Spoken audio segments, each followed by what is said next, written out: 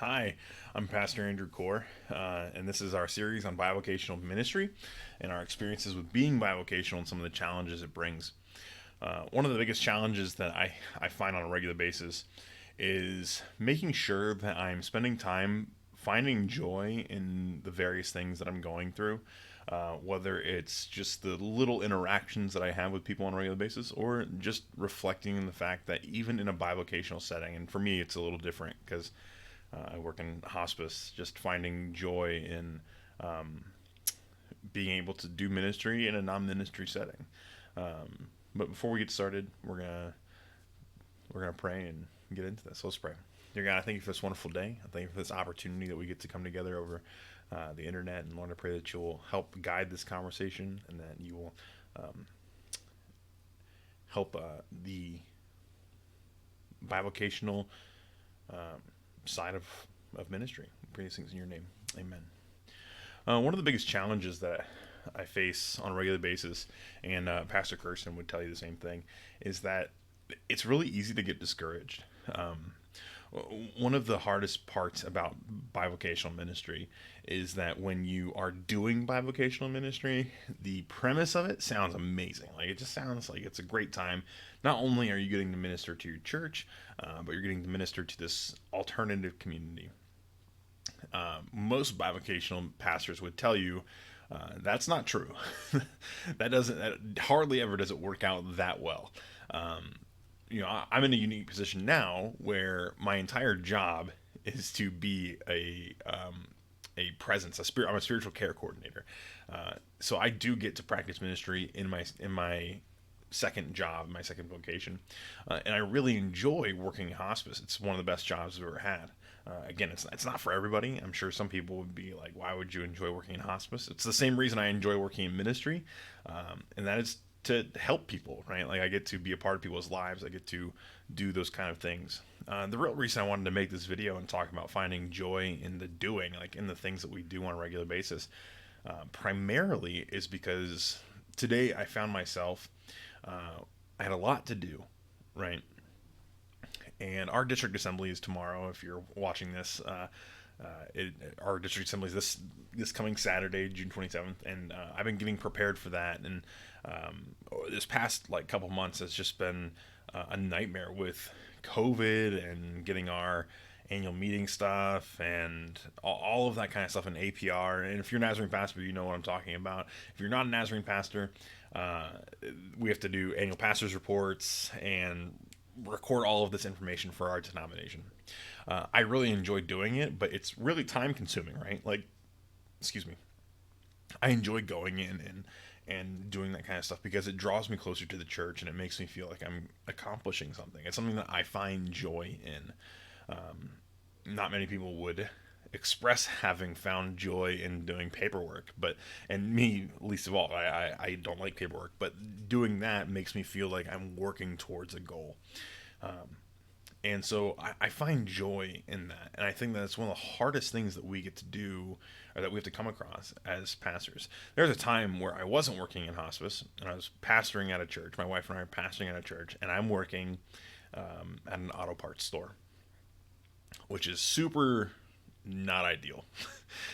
If you're out there thinking, man, I want to pastor a church and work in an auto parts store, I would highly recommend not doing that. Or maybe do it. I don't know. It's up to you. But I found the time and the experience really trying and challenging. And there was times where I would come home completely exhausted and knowing that I had to go to church that night and be there for whatever ministry was going on, whether it was like a board meeting or a worship service or whatever it was. I had to go and I had to be present for that thing after spending a full day of talking with people who were angry at me because their car parts cost too much money, right? The challenge there for me, and I think the challenge for a lot of bivocational pastors, and if you are a bivocational pastor and you're watching this, I think, and you agree, please let me know, say something about it, let other people know.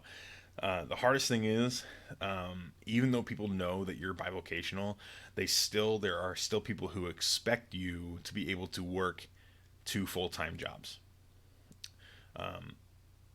Not because they think that you're superhuman, but because that's just the reality for them, right? The reality is you should be able to be a pastor full time, and you should be able to work full time outside the church if you need to. And a lot of people view that as secondary. The main reason I work outside of the church for us is because we need health insurance. I have a 1.5-year old, and we have another one on the way, and we need health insurance for those two wonderful boys. And for my wife and I, we also want health insurance, and it's a large part of it for us. And so I find a lot of times I can be very discouraged in the doing, and you can seem overwhelmed, and especially if you have a job that you do a lot in, right? Like my current role as a hospice spiritual care coordinator, my current role, like I'm wearing so many different hats, and there's so many adjustments that have to be made because of COVID. There are times where I look at my list for the day and go, I just don't know if this is going to happen. And luckily I have flexibility in that, but finding joy in doing those things, I think is an important thing for not only pastors, but for people in general to be finding joy in it, because it's so easy for us to just get discouraged over things that are trivial, right? Like my list for the day, or making sure I'm logging enough hours, or whatever it is. We can get so bogged down with that, or having unexpected projects thrown at us, and you're just wondering, I'm not going to have enough time in the day to do all of this kind of stuff. And I started really forcing myself over the last year or so to really approach every single aspect of bivocational ministry with the attitude and mindset that I'm going to go into this with a positive outlook. Because there was a time where I was working at this auto parts store, and we had a change in management, and we had a few people quit, and they told me, they're like, you're in charge because you're the responsible one at the store. And I said, okay, I mean, I'm not working more than my scheduled hours. And they're like, that's fine, but I was in charge, right? And I was running this auto parts store. And there was a moment in that time where it was just me at the store. And I was sitting there doing all of the opening stuff. My cat's joining me for this. I'm doing all the opening stuff and getting the store ready for the day.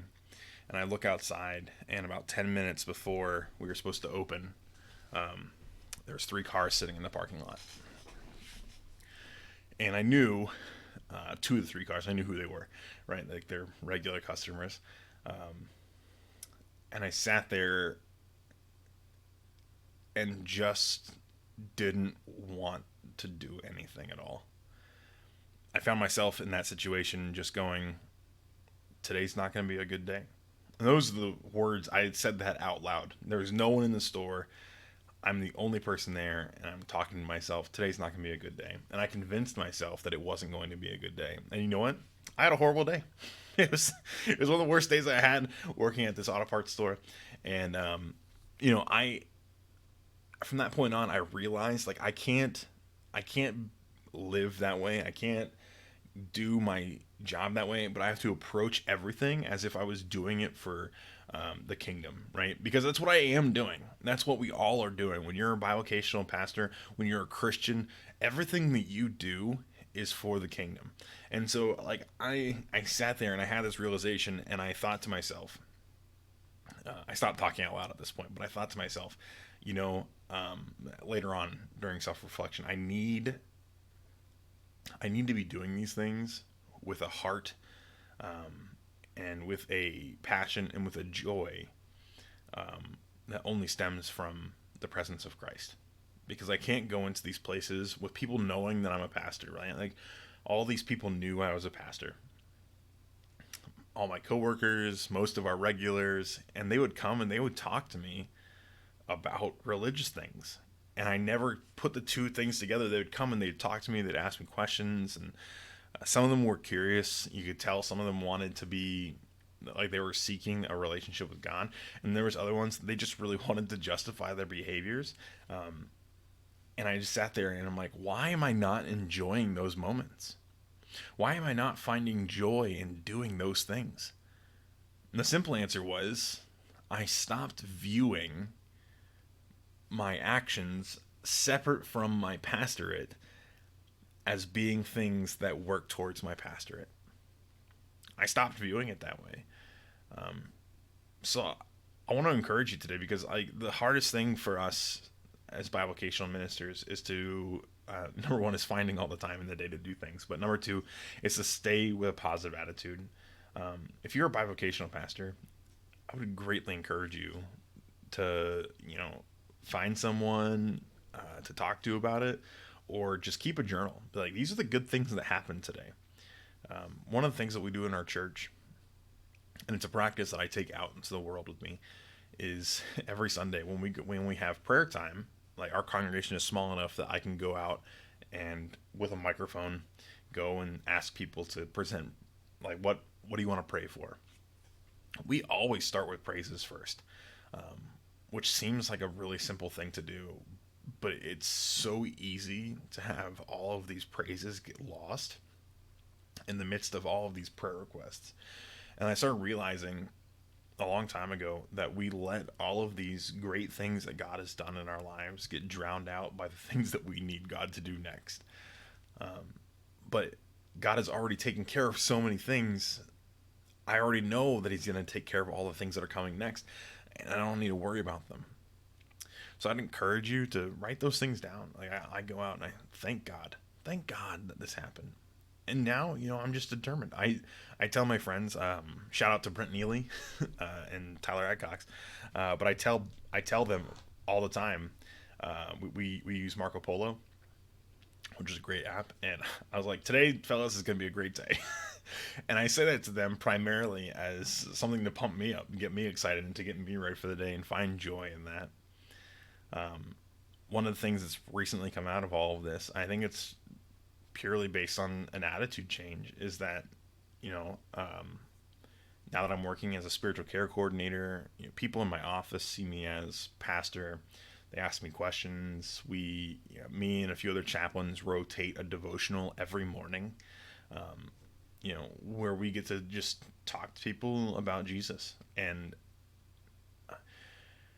if I can't find joy in that, I'm not going to find joy in anything else. But I'd encourage you, if your second job strictly isn't involving in ministry, make it ministry, right? Find joy in those little moments, because I don't want to see, because I was at that point, right? Like, I was at the point where I just didn't want to do it anymore. And God really grabbed me by the collar and said, that's not your choice. And I have better things for you. You just gotta, you gotta persevere. And obviously God's right in those contexts. But I'd encourage you to find joy in the doing. We love you. We thank you for tuning in, guys. I really enjoy doing this, and I hope that it helps people. But if you're involved in bivocational ministry, you know people who are involved in bivocational ministry, go give them a hug, man. Or maybe a social distance hug. I don't know what that looks like, but encourage your pastor. Thank you for watching. See you next time.